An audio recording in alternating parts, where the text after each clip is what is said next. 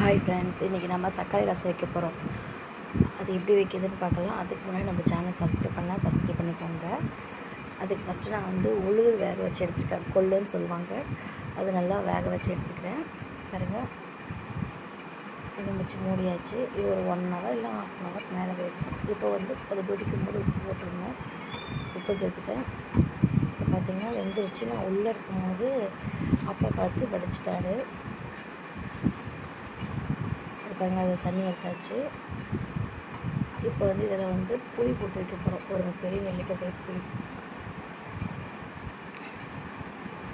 போட்டு வச்சிட்டோம்.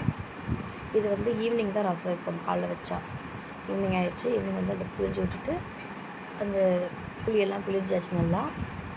இப்போ கடாயை வச்சு எண்ணெய் சேர்த்துட்டு எண்ணெய் சூடானதும் கடுகு சேர்த்துடலாம். கடுகு நல்லா பொரிஞ்சதும் தட்டி வச்சுருக்க பூண்டு, கறிவேப்பிலை, அப்புறம் மிளகு சீரகம் கொஞ்சம் வறுத்து அரைச்சி வச்சுருக்கா சேர்த்துக்கலாம். அதுக்கப்புறம் கொஞ்சம் பெருங்காயத்தூள், அப்புறம் உப்பு சேர்க்கணும். உப்பு மஞ்சள் சேர்த்துட்டு கொஞ்சம் நல்லா அது கொஞ்சம் வறுவுற மாதிரி இருக்கும்ல, அது மாதிரி பச்சை வாசம் போகிற அளவுக்கு வறுத்துக்கணும். அதுவும் ரொம்ப தீஞ்சிருக்கூடாது, மீடியம் ஃப்ளேமில் வச்சுக்கணும். இப்போ ஒரு 4 தக்காளி நான் கட் பண்ணி வச்சுருக்கேன். அதை சேர்த்துக்கலாம். சேர்த்து இது ஒரு தக்காளி ஆஃபாக கட் பண்ணி போட்டிருக்கேன். அதெல்லாம் மசிச்சு விட்டுக்கலாம்.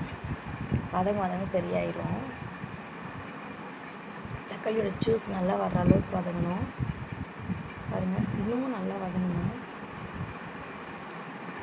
இந்த மாதிரி வதங்கினப்போ நம்ம இது குழம்பு மிளகாய் தூள் சேர்த்துக்கிறோம். நான் மிளகாய் சேர்க்கல, இன்றைக்கி குழம்பு மிளகாய் தூள் சேர்த்துருக்கேன்.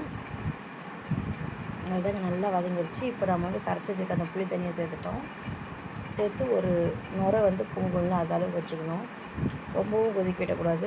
ஒரு கொதியில் ஆஃப் பண்ணிடணும் ரசம்.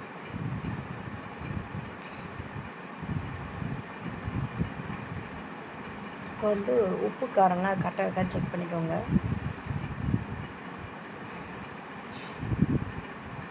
அவ்வளோதான். பாருங்கள், இப்போ ரசம் ரெடி ஆகிடுச்சு. நான் எப்போவுமே வேறு ஒரு பாத்திரத்தில் அந்த கொத்தமல்லி எடுத்து வச்சுருவேன். அதோடு இந்த தண்ணியை சேர்த்துருவேன்.